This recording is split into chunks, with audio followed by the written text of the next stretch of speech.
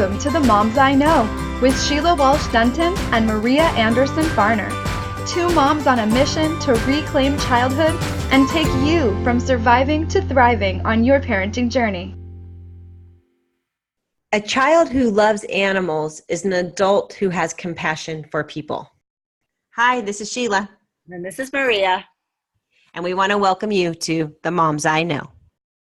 So today we want to talk about kids and animals, kids and pets. And this is a topic that there's so many stories over the years with my own children. And I know, Sheila, you've had different animals that have come through your life. And then we've been out on some acreage. And so there is this idea of, oh my gosh, when we moved out to a couple of acres, we had a dog, a cat, and a rabbit. And within a couple of months, I think we were up to 35 animals, counting kittens, puppies, chicks, bunnies, goats, a llama, a pony. And at that point, we thought, okay, this is a little bit too much, so downsizing. But the topic has come up with families enough that we wanted to take some time to really talk about children and animals.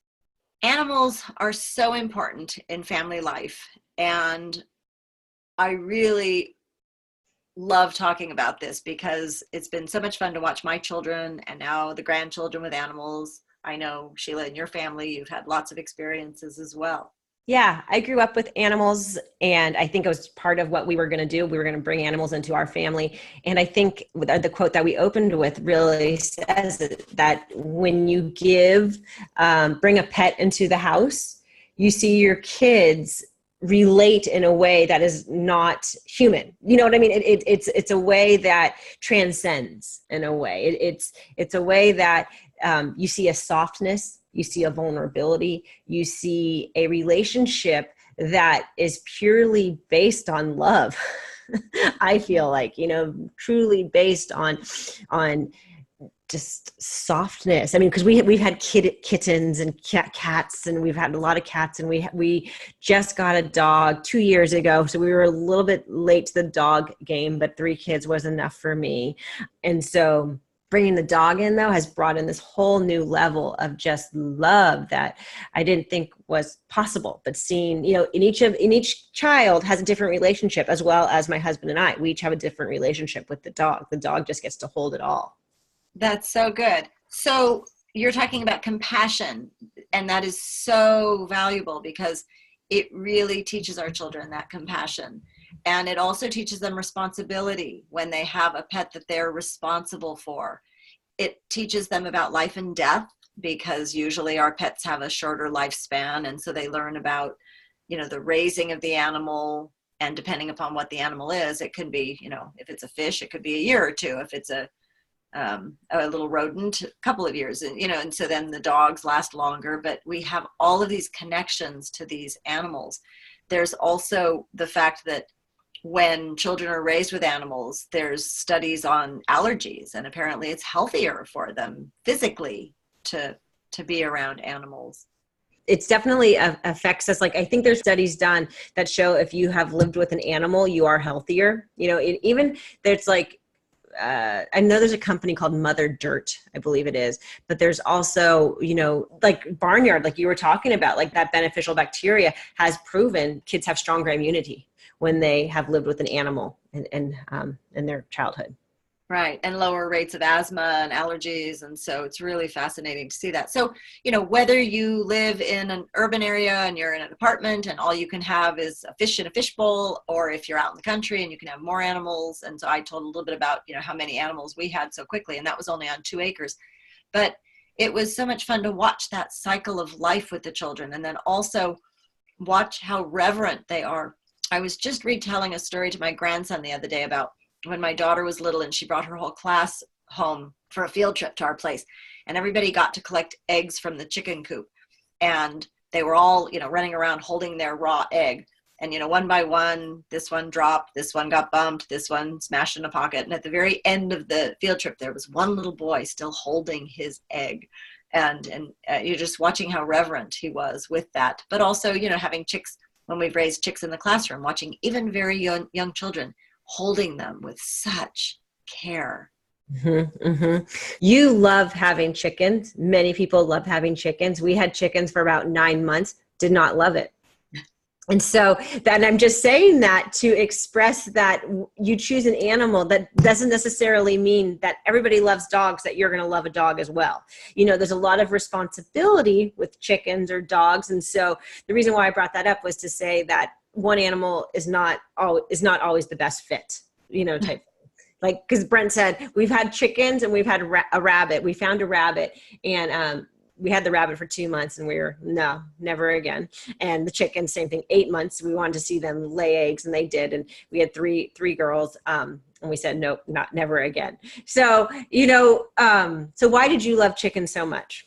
Well, chickens, I mean, they're just such incredible animals to raise because we get these beautiful eggs from them. So, I laugh because they're not always the most brilliant animal out there, but they're also, it's all about food and habit. And so, when you have a farm area and you can have chickens, you get they eat all of your food scraps, and you get these beautiful, fertile organic eggs that are just amazing, so much different than the supermarket eggs. So I enjoyed them for that reason. The kids didn't always love the fact that they were running around and leaving chicken droppings in different places. But we've also had ducks, and ducks have a whole different personality. They're super fun, and a little duck pond, and that also helped the raspberries grow because we would dump the mucky duck water out on the raspberries, which fertilized them. So, this is big territory here, covering whether it's children and pets or children in the barnyard. And so, from that city apartment, like I said, with a fish, to out in the country with lots of different animals, or in a suburban area, whether you decide to have a little rat for a pet, or a snake, or a gecko, or, there's so many different types of pets. I think when we think about, sustainability and also ethics, we want to make sure we're having animals that are raised responsibly and that we're getting them from responsible sources. So I don't want to go into the big exotic discussion here, but most people will acknowledge that cats and dogs and some of the barnyard animals are wonderful, domesticated animals to have. When I was growing up, a friend had a tortoise, and it got to just cruise around in the yard, and that was a really fun pet, and it was very low maintenance, and it had a lovely life out there. We didn't have a lot of animals growing up. We did have a dog, we had a series of cats, but I always wanted more. I always wanted to be that person that had all of these different pets, and I loved the caring of them, the caring and the compassion, that fuzziness, the loving of them. And so, I just wanted more and more, but we didn't have that many. And then I wanted a horse when I was a kid, and I would have done anything to have a horse, but I got horseback riding lessons. And so that connection, when we look at our children and their pets, that's what we started with, is this whole idea of what it teaches us. But also, when I go back to that responsibility piece, that's a huge one. And I would imagine that every family handles that somewhat differently as well. And I think that's actually one of the best, you just heard my dog shake.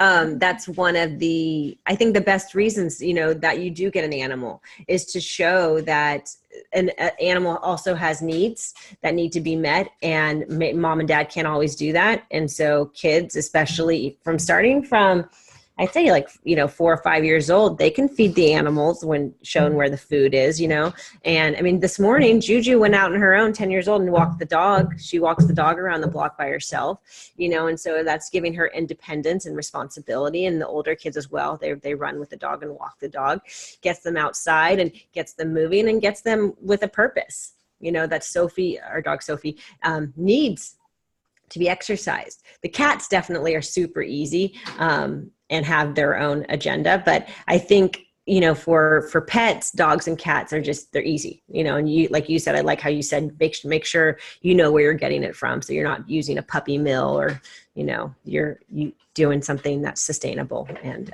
fair. Yeah. So a lot of different aspects of all of this.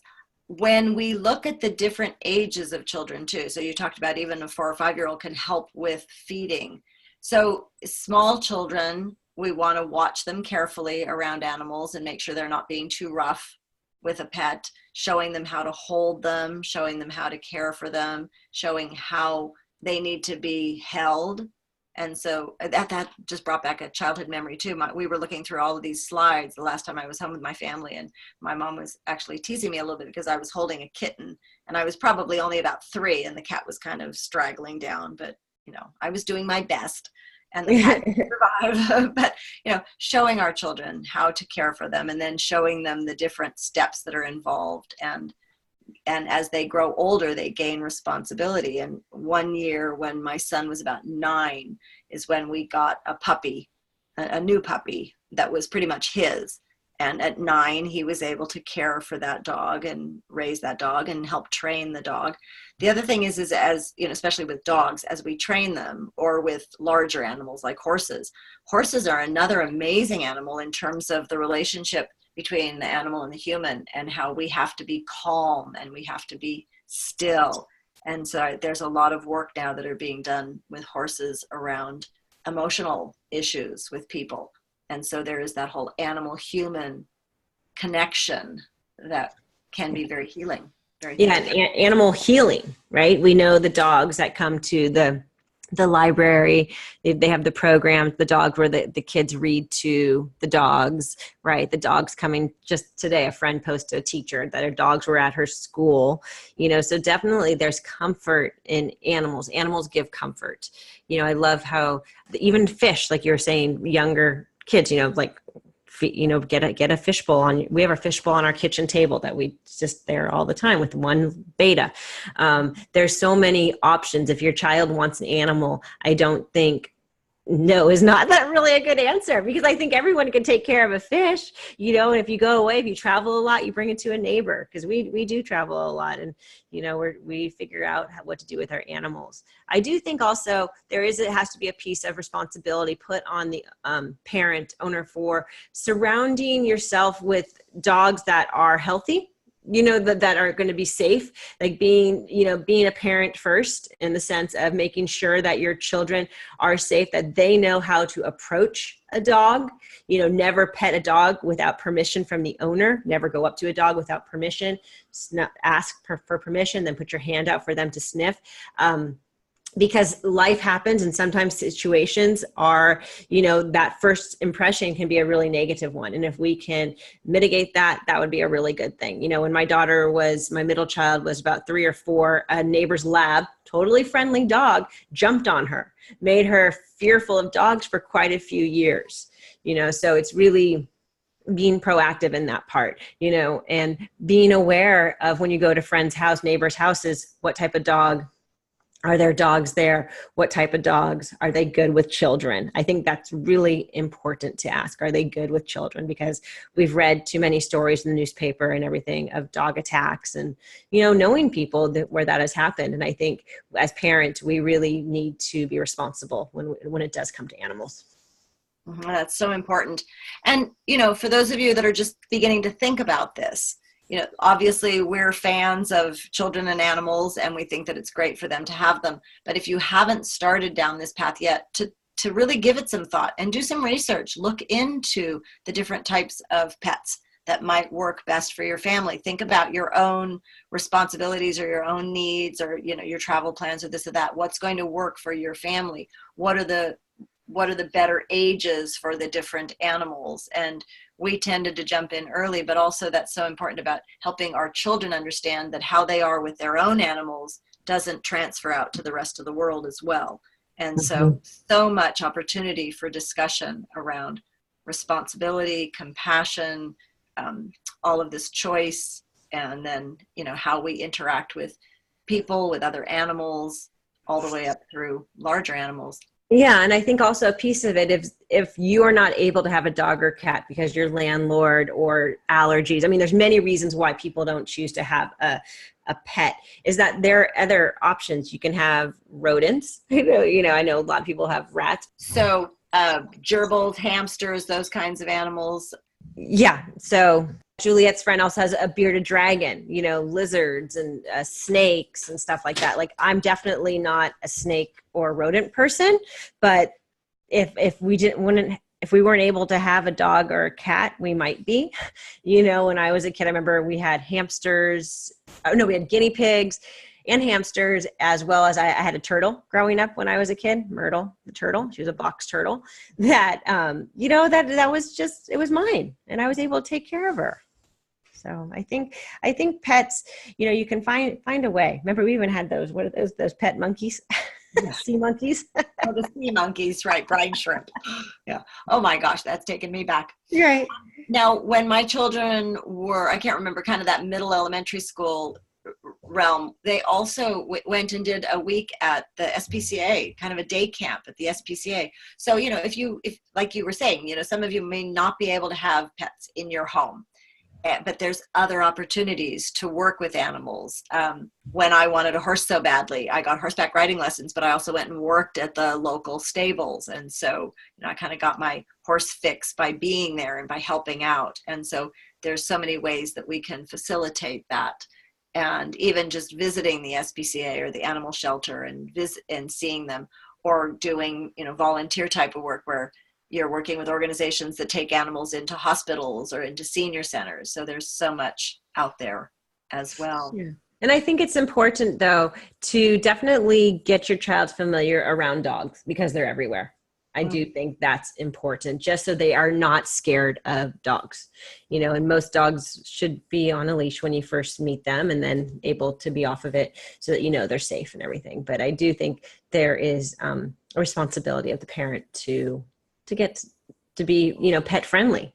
Mm-hmm. I like the idea. We take our kids. I remember as a kid too, my parents, we would go to the pound a lot, go to the SPCA a lot, Humane Society, because they're doing good work there. And it's important to be curious. We want our kids to be curious about, other creatures. Well, and I think children have a natural affinity for animals. I mean, I see it in very, very young children. Even when we're just looking at books, they start to relate with the different animals, and whether it's, on a farm or at a zoo, or they see these different animals in stories or in magazines, and there's just this natural affinity. And so we're taking this one step further into when they are going to have pets of their own, or whether they're going to have livestock of their own, really educating ourselves first about all of that, and then working with our children around it. And another great way, taking it even a step further, is you brought up livestock, and I immediately went to 4-H. Mm-hmm. Most communities have 4-H. My kids were involved with 4-H for a year or two. But that's how you raise livestock. You learn to raise animals and everything and sell them at the fair. Right. And you don't always have to have your own. Sometimes it's working with another family that has the space, or working at the classes. And so many different ways. And 4-H is just an incredible organization. Oh, incredible. Right. Yeah. Very. I've seen 2 girls go all the way through, and, FFA, right? Future Farmers of America. So really amazing program. Highly recommend 4-H clubs.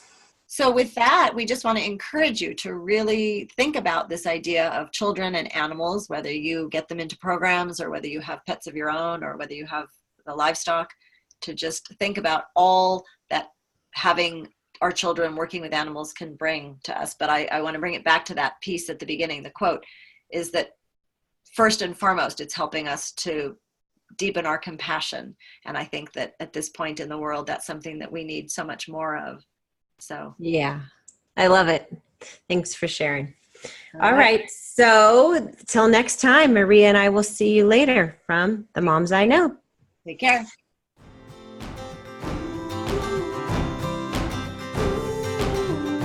Thanks for joining us today for The Moms I Know. To learn more about Sheila and her online program, The Mom Map, visit purplebeetnutrition.com. For Maria's monthly blog and to learn more about her group programs and retreats, visit soquelessentials.com. That's SOQUEL essentials.com. We hope you enjoyed today's episode of The Moms I Know. Until next week, have a joyful family journey.